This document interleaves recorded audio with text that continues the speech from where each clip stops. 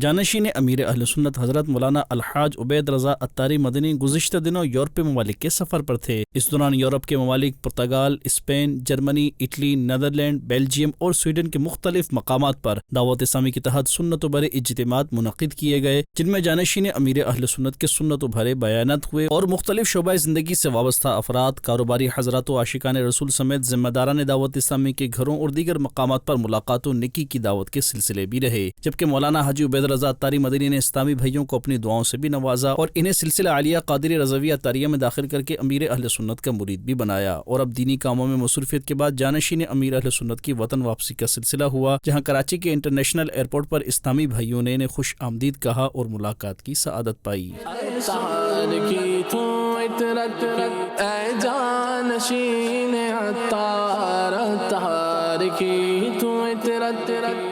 جانشین عطار کیا خوب تیری نسبت، اے جانشین عطار، اے جانشین